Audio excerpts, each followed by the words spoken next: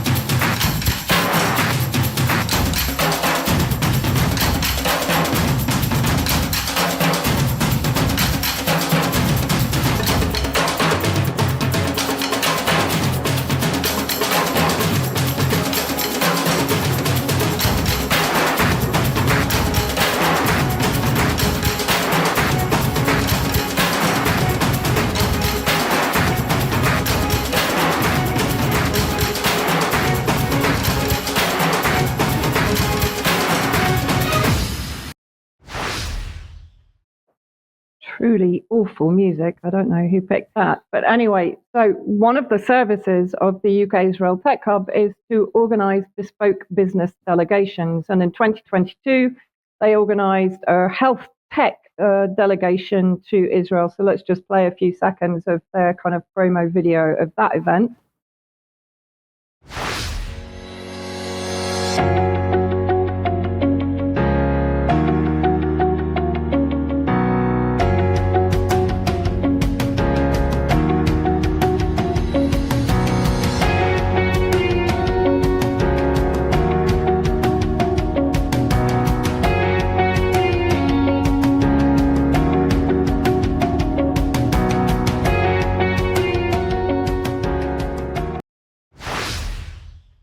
So interesting that they appear to be focusing very much on the Midlands and the north of the UK. And here is a screenshot from that video, and you'll see on there are included Manchester University, Leeds University, and Sheffield University. So it would be quite interesting to speak to some of these so-called partners of the Israel tech sectors or ecosystem to see exactly what level of collaboration is there. Now, this was mentioned in the media on their website. More than 300 Israeli companies have already a presence in the UK. I would say now it's closer to 400, and 1 in 7 NHS drugs it comes from Israel.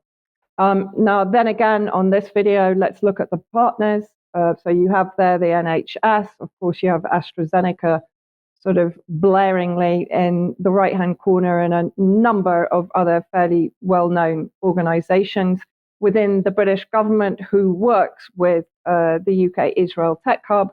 On the next slide, we can see. So you have basically the Department of Digital, Culture, Media and Sport, the Foreign and Commonwealth Development Office, Department for Business, Energy and Industrial Strategy. Now, also a little reminder that about 2 weeks ago, we looked at the influence of Unit 8200. So bearing in mind that this is literally a tech hub, a reminder that the best tech school on earth is the Israeli Army Spy Unit 8200. Israel's Unit 8200, a conveyor belt of high-tech startups. So to what degree does the 8200 unit have influence also over these partnerships? Now, you had previously, or you still have currently, the UK Israel Business. The organization has a network of over 2,000 companies and 10,000 business leaders, and works closely with the Department for International Trade, the British Embassy in Tel Aviv, the Israeli Embassy in London, and the UK Israel Tech Hub. Now, interestingly, this was founded in 1950 as the Anglo-Israel Chamber of Commerce. So 2 years after the ethnic cleansing of Palestinians, the Nakba in 1948, when Palestinians possessed of their land. In 2011, it merged with the Israel-Britain Business Council, the IBBC, and became the UK IB. Yes, it all does get very confusing. The chairman of this one, the UK IB, Danny Kessler, a dedicated supporter of non-profit organizations and charities, is a corporate trustee of the Anglo-Israel Association, another one. His family's involvement in the creation of the State of Israel has instilled in him a passion for Israel's growth in all areas, and he sits on the board of several such organizations. And then we have, thank you, Dor Beshadsky, who's the executive director. He holds degrees from the Hebrew University, served as a team commander in the IDF Special Forces, and at UKIB, he has expanded the organization's focus on executive programs. So again, you have this very heavy Israeli military influence on these organizations and groups. And then honorary presidents, Trevor Chin. Who is Trevor Chin, you might ask? Well, this was, I think it was 2 years ago, 22. Secret document reveals Israel lobbies dominance of Labour. Multimillionaire Trevor Chin secretly funded Starmer's leadership campaign earlier in 2020 and has a long history of financing pro-Israel groups in both main parties of government. His pledges included, that's Reid's pledges. So that was Reid's pledges to Chin, included committing Labour to opposing BDS, the Palestinian-led boycott, divestment and sanctions movement, as well as promoting the International Holocaust Remembrance Alliance's working definition of anti-Semitism. But who else does Trevor Chin get involved with? So there you can see very clearly the Israel-Britain Business Council, the IBBC, as we mentioned. He's a member of the executive committee of BCom. This is interesting. You can look him up. You can find out all of the other Zionist lobbies that he is a member of, president of, on the committee of, etc. It's very easy. But what is BCom? So according to a Guardian article in 2009, how the pro-Israel lobby in Britain benefits from a generous London tycoon.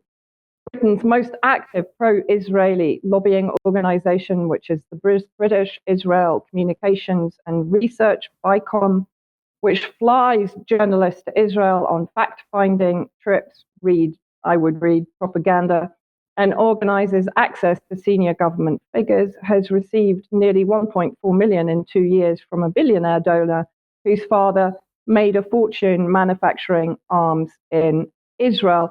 And BCom is known basically for influencing media, government officials, etc. This is from a slide that Brian put on the news back in November 2023, which shows very clearly the billionaire donor to BCom and to Cameron in this case is Paju Zebludovich, who's a Finnish Israeli, industrialist and arms dealer, as was his father before him.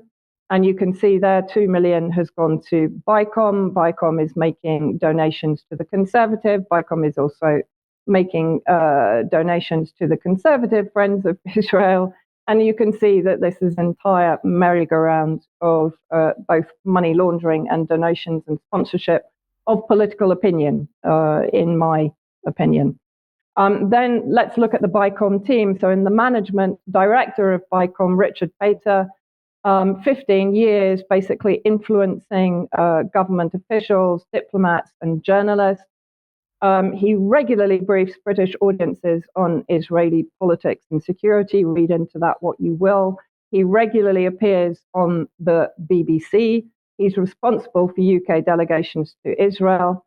He joined from Israel's Prime Minister's office, and he also served in the IDF Armored Brigade and continues to serve even now in the reserves. And let's have a look at some of the researchers. I'll focus on Caleb Van Door on the right. He is basically living in Israel since 2005, pre-BICom.